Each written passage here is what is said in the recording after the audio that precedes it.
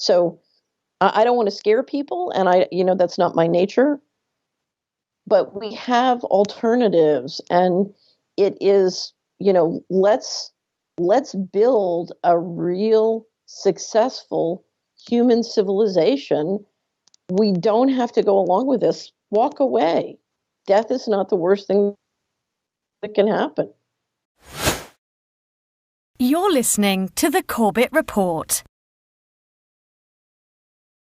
Welcome, friends. James Corbett here, CorbettReport.com, in a report that is being recorded on the 13th of January, 2021. And, well, it is a new year, and as you know, I'm taking a new approach here at the Corbett Report. I'm trying to remain solutions-focused, even as the world as we know it is falling apart, or has already fallen apart, and is being replaced by something else entirely. And that's going to be the subject of our conversation here today with a guest that will be familiar to my long-term viewers. I've talked to her several times on the program in the past, most recently in interview 1550 back last June, where we talked about the injection fraud.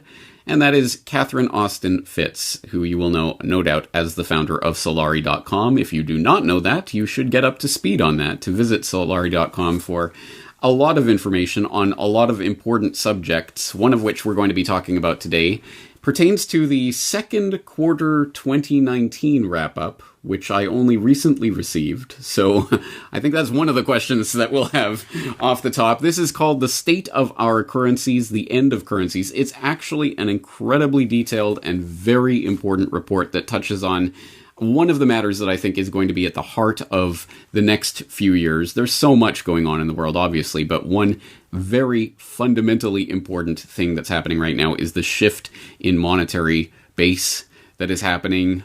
Question mark, what form that will take, what will be on the other side. These are the types of questions that are broached in this report. So, Catherine Austin Fitts, thank you for taking the time to talk with us today.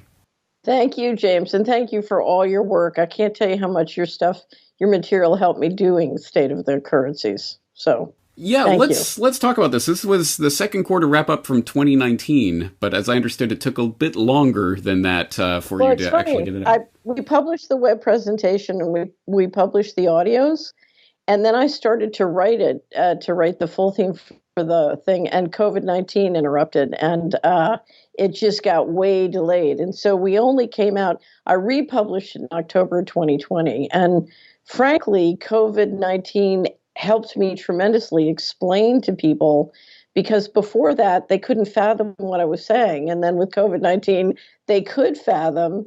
And that's why I said your reports helped tremendously. So your reports on Bill Gates and some of the creepy technology really helped us communicate, because it's hard for people to fathom that the technology has gotten this advanced without them realizing or knowing it. Right. I've heard you say in other interviews that you read somewhere that a quarter of the U.S. population or half of the U.S. population thinks Bill Gates wants to microchip everybody. Well, we're halfway there. Right. We've almost educated the population at this point. Let's see if we can go that extra step. And of course, that pertains to the Future of Vaccines report that I did recently, where, of course, we featured some of our conversation about the injection fraud. Because that was fantastic. Well, thank you. And as you say, it is exceptionally difficult to try to encapsulate this bigger picture of where they're trying to move humanity itself, which of course has knock-on effects on absolutely everything, including currencies in weird ways. But let's start on that note. Let's start talking about the technocratic transhuman overlay of this miraculous save of the dollar, as you point out in here. There's always something that comes to save the dollar's bacon just in time. Woo, that was a close one, guys. And it's kind of miraculous the way COVID-19 really stepped in and saved the dollar and the U.S. stock market too, together, and justified fantastic printing by the monetary authorities. So I go back to August 2019 when the G7 central bankers agreed to the going direct reset. And there was a marvelous, we do a thing with top videos of the year. One of our top videos after your Gates series and several Corbett Report was a wonderful dialogue by the head of the Federal Reserve, the head of the BIS, Bank of International Settlements, and the head of the IMF on cross-border payments. I don't know if you happen to see it. It's one of our top videos for the year. And at one point, Carstens, the head of the general manager of the BIS, says, oh, well, once we go to central bank digital currency, you'll be able to turn off any non-citizen that you don't want to transact in your central bank currency, thus pointing out that you can turn off anybody. Absolutely. Yes. And I did point that out in my report on the great, your guide to the great monetary reset. So I hope people will take that into account, because absolutely this goes to the heart of this technocratic grid that they're putting into place that is going to combine with the injectable technologies and all of this that is transforming what it means to be human, that's going to perfect collateral, et cetera, of the human cattle. It's such an overwhelming picture. But you brought up the going direct reset, and I think most people don't know what that is. I learned about it from you. So tell us what that is. So the G7 central bankers got together in August 2019. Every year they meet at Jackson Hole. The Kansas City Fed has a meeting in Jackson Hole, Wyoming, and they all gather to talk. Now, they all gather at the BIS globally, usually every month. So, but this is one where they really go off and deep dive and talk. And we saw after that meeting, you had Mark Carney come out and say, well, the dollar won't last forever. And, some very interesting trial balloons. And you thought, what's going on? Well, Russ and Pam Martins were the one who got it. And they're our hero of the year because of their extraordinary deep dive journalism on the going direct reset, including this. But what they discovered was that BlackRock, our old friends in New York, had put together a group of central bankers who were sitting at BlackRock, working at BlackRock. So you had Stanley Fischer, who's the former vice chair of the Federal Reserve. You had and he's the former chairman of the Israeli Central Bank, which is very relevant here.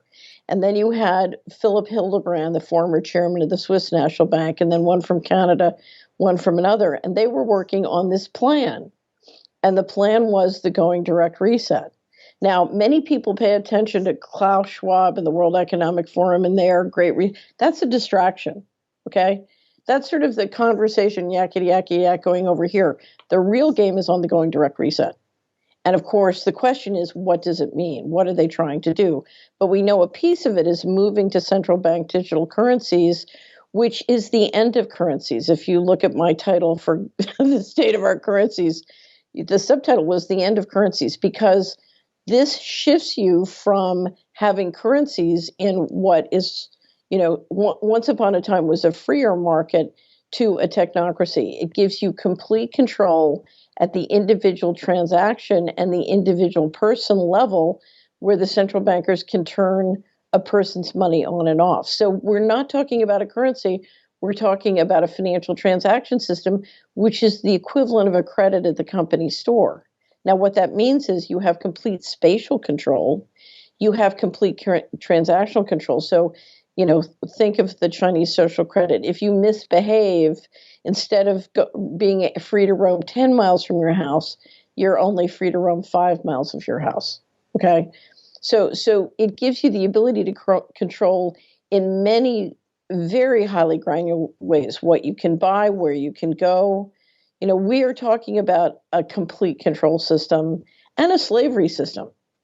I mean, that's what this is. That's right. And you just actually put it in the terms that I think people can hopefully understand it in that historical context of the company store. I owe my soul to the company store because you get paid by the company and you have to buy everything from the company store, and you have no way out of that system. They have you completely controlled. It's exactly the vision for the currency system that's going to be backing this transhuman upgrade that is coming through the injectable technologies. It all fits together in a way that, I know, to people who have never studied any of this, sounds utterly outlandish, because who would think to do this other than the most crazy psychopathic control freaks that the planet has ever seen? Paint that picture for us. Connect some of those dots. Here's what's interesting. If you look at all the different technologies and industries that are involved, this involves many different industries. And the key to what they're up to is to build out each pillar, is what I call it. So build out the military part, build out the intelligence part, build out the tech and cloud part, build out the telecommunications, and build out the central banking part, but keep them separate in people's minds. And what's interesting is you see lots of information coming out about the different pillars, but they don't get connected. And that's what I've tried to do with State of Our Currency. That's what you've tried to do with your reports. We're trying to connect the dots between these many different industries and show you how it's coming together. Now, I have no problem. I have no problem envisioning where they want to go with this technology, because having operated on Wall Street in Washington, I appreciate that many of these peoples are slavers. They believe in slavery. They practice slavery. If you've ever studied the intelligence agencies' use of Manchurian candidates or mind control slaves, you know they practice slavery. This is not new. And if you look at slavery around the world, it's one of the biggest businesses in the world. It's bigger now than it's ever been. So slavery is part of the human condition, and the reality is it's unbelievably profitable. And if you look at the things that caused us to cancel the African American slave trade, with digital technology, we've reversed those conditions. And so the reasons they stopped it, they've solved those problems, which means if they can, they will. And, so we're facing the absolute power, the Lord Acton statement, absolute power corrupts absolutely. Right. And that touches on something that we talked about in our last conversation. You talked about perfecting collateral. Well, they found the way to do that by tagging, tracking, tracing every individual so that you are completely controlled. You are now a perfect tax cattle to be traded. Right. But let me tell you how we got here without everybody knowing. One of the biggest challenges we faced, I said at the beginning of 2020, that the number one question before us was, what are we going to do about the Beck brothers? That's an allusion to the Yellowstone show where you have two guys who play dirty and nobody can, they keep kidnapping and killing and poisoning. And finally, everybody gets together and says, okay, we're just going to have to kill them because there's no other way to deal with them. This is force. And in the last scene in the second season, the protagonist is facing one of the Beck brothers he's about to kill, and he doesn't want to have to do it. But so he says to the Beck brothers, why do you keep doing this? And they said, no one ever fights back. Now, let me just give you a message from somebody who worked at relatively high levels on Wall Street in Washington. They kept getting away with it. I'll never forget, on the Kennedy assassination, they couldn't believe they got away with it. On the Iran-Contra fraud, they're like, wow, we got away. We stole 20 million. We got away. Let's steal 40. And they've been doubling down forever. And the reality is, if you're someone like you or me who's done, who's worked for many years to bring transparency to this, how many people prefer to not look at it. Let's not go there, whatever. And all of the solutions we could have taken to sort of slow this down and stop it, it's really interesting. There's nothing I love more than being in front of an audience of people who are all making money building their own prison. And then they say to me, we want to keep making money. We want to keep making money building our prison, but we want you to stop it. It's like, how am I going to stop it if you all want to make money building your prison? Yeah.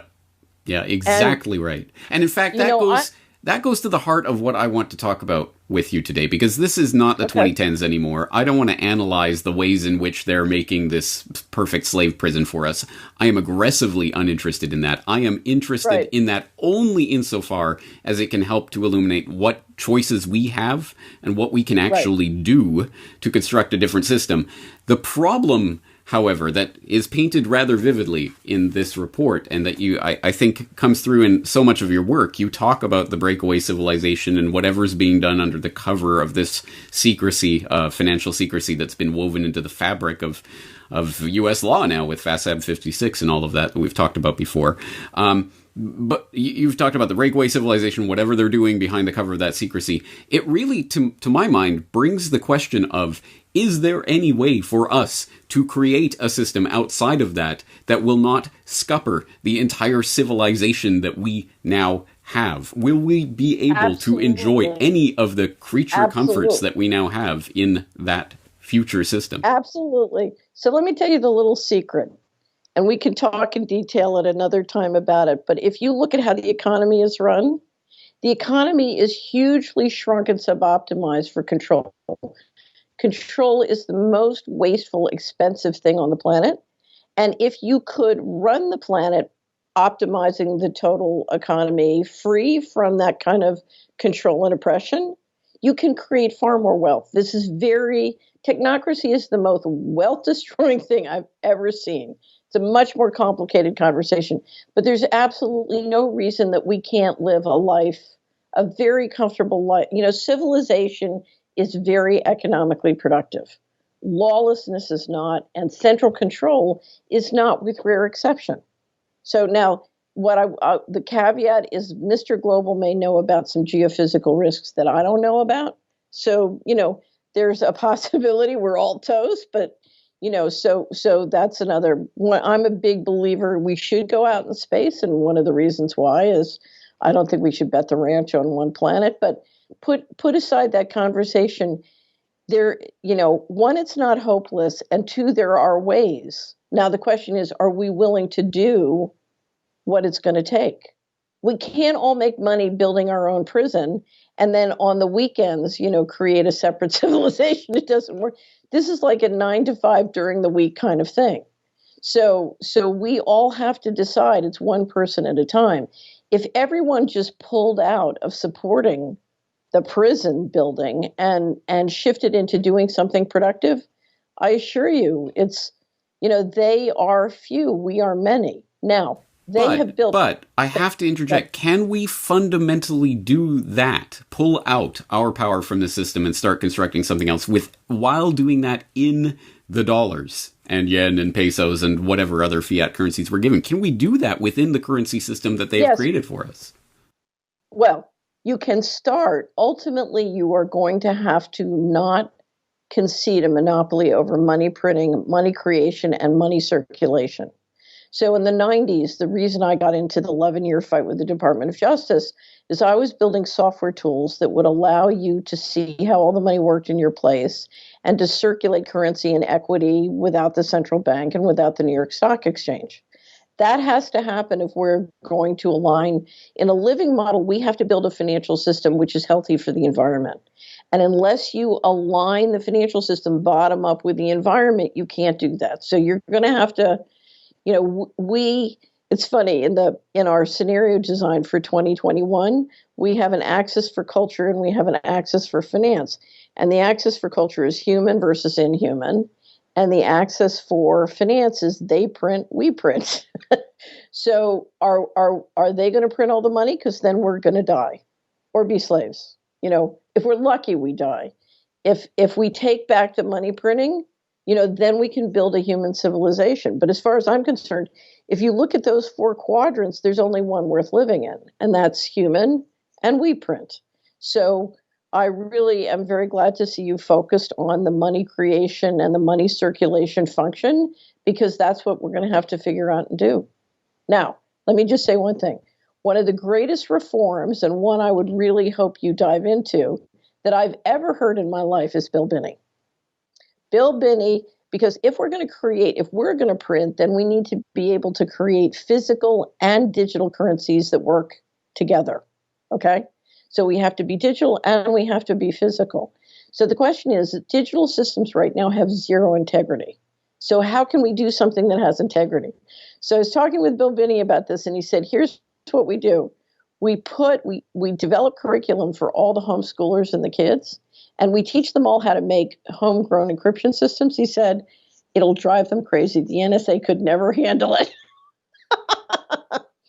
And what he was basically saying is, even though they have the best technology in encryption, if we can do enough homegrown encryption, then we can start to get in the game.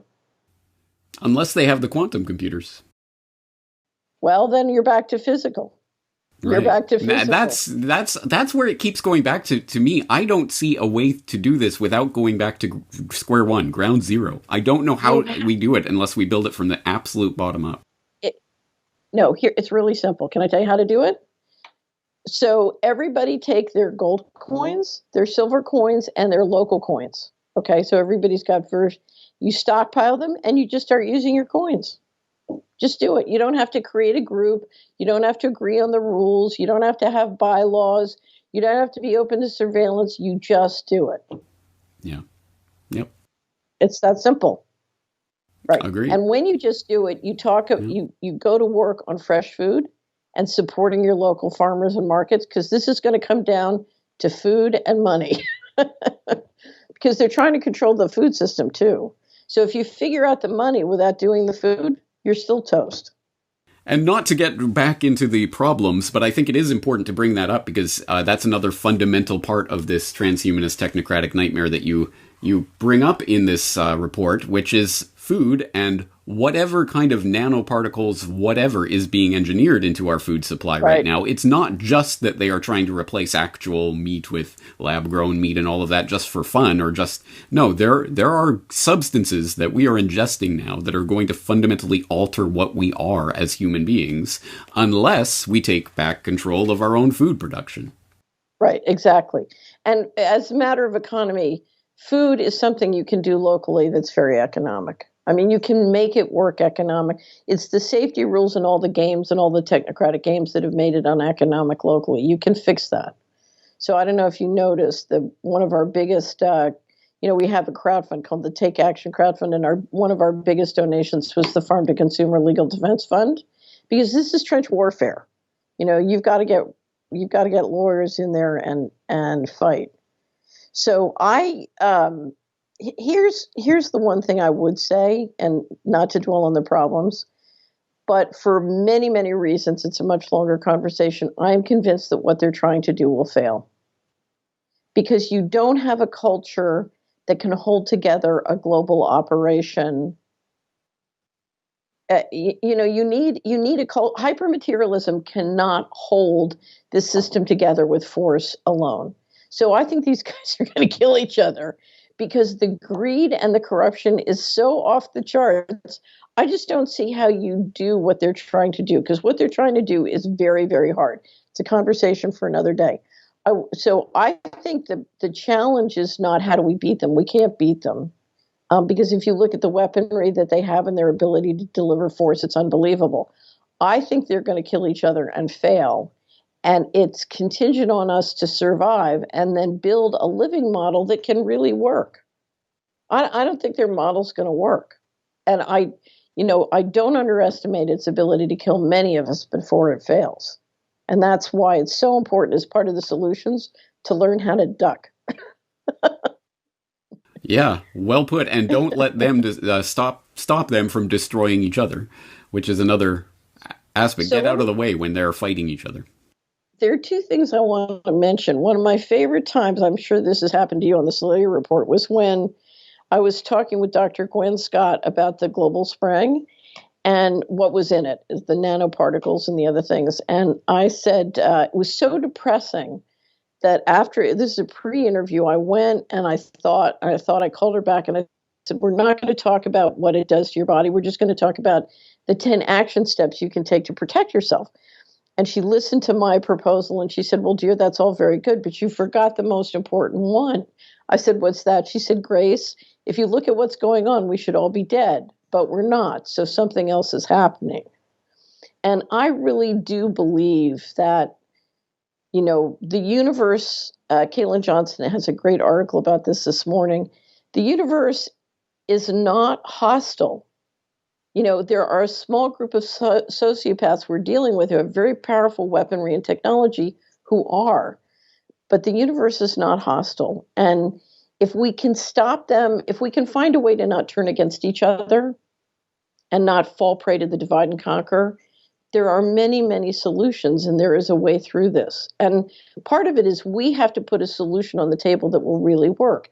Because we've all been living the life of Riley in a non-sustainable model and kicking the can with them. So I'm sure you've heard my red button. Yes, but... we're all sitting in this. Them.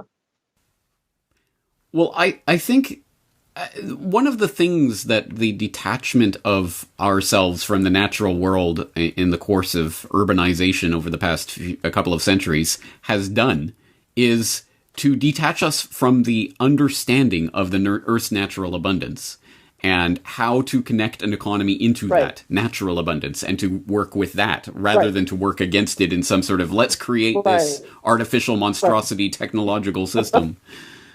But again, how do we Right. take And, advantage of that without you know, going back to ground zero? Square zero, square one, whichever term you want to use.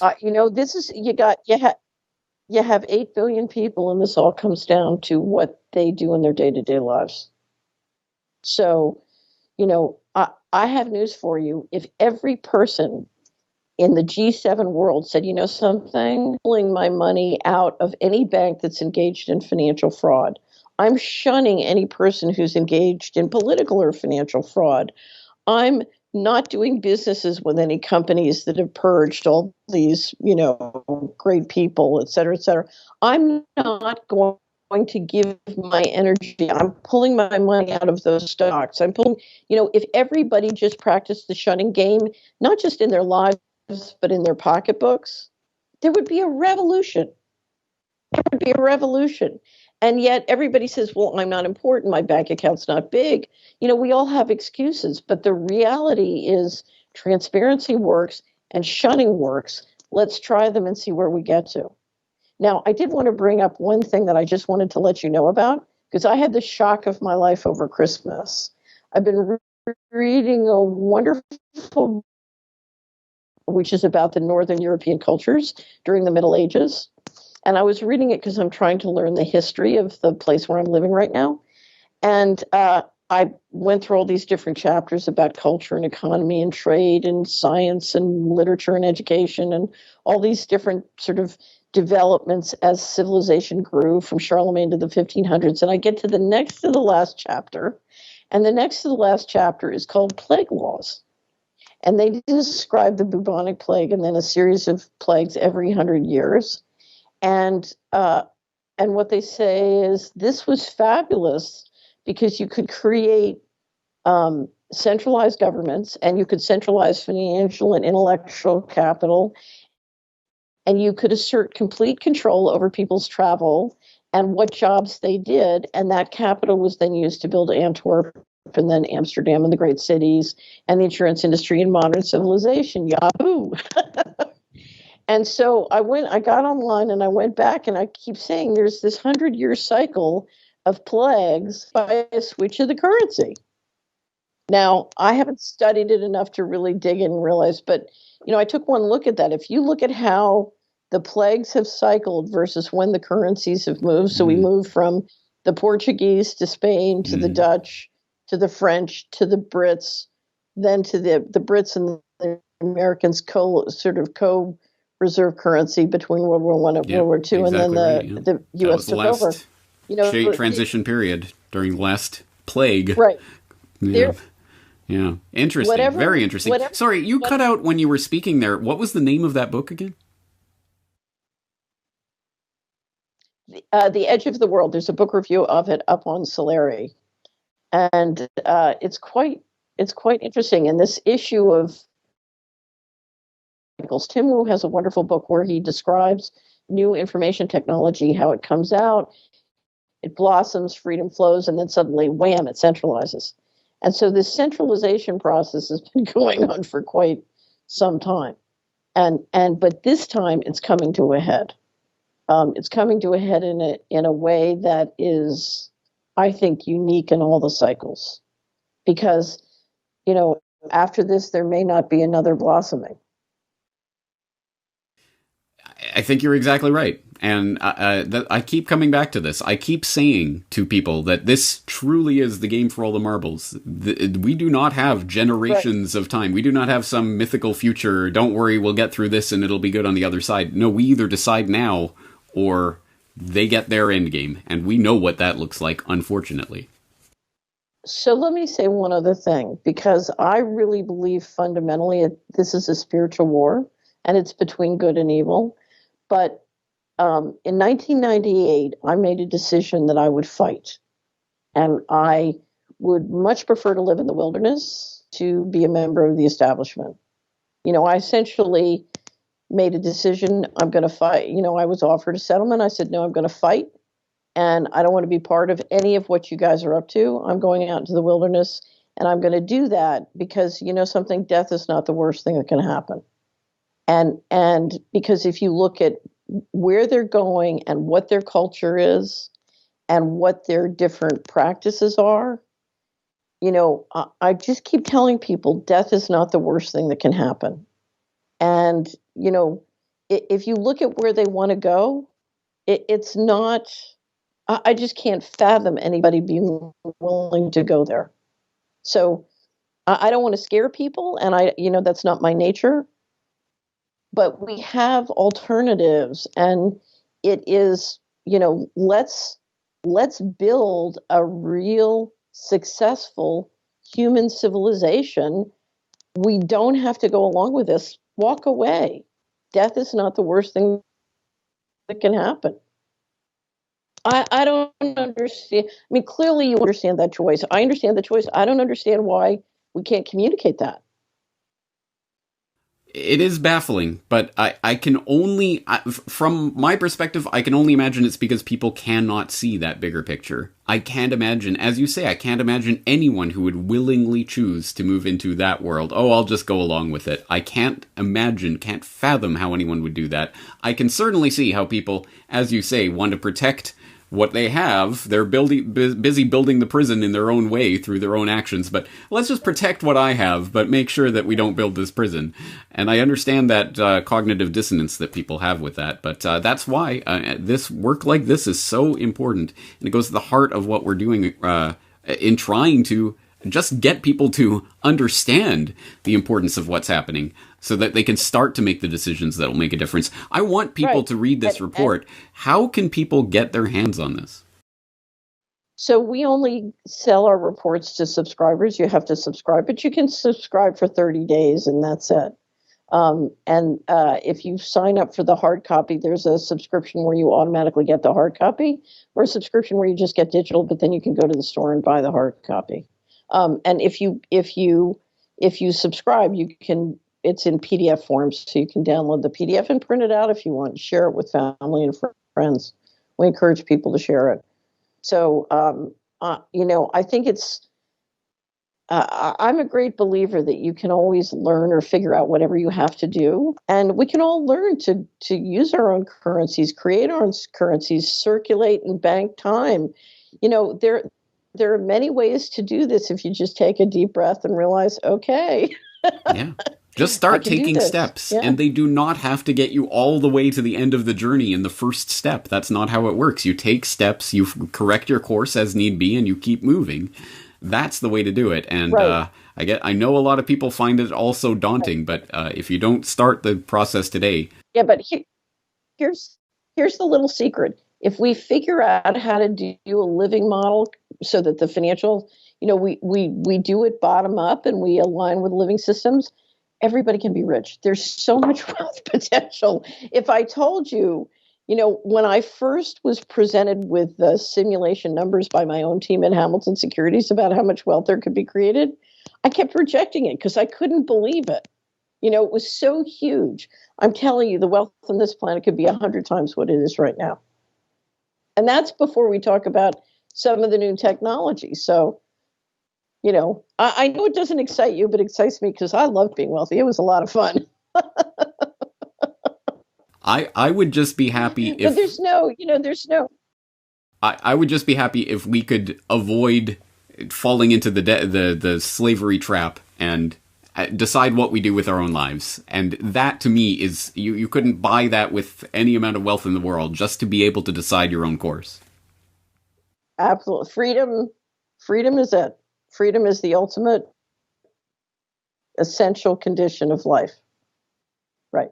So let's do it. Let's do it. Absolutely. All right. Well, we're going to have to leave this conversation here today, but I always appreciate it. We're going to have to do this more often so that we can get into some of the rabbit holes that we peered down today. There are obviously so many conversations that could spill out of this. I hope people will be going to Solari.com to check out your work if they haven't done so before.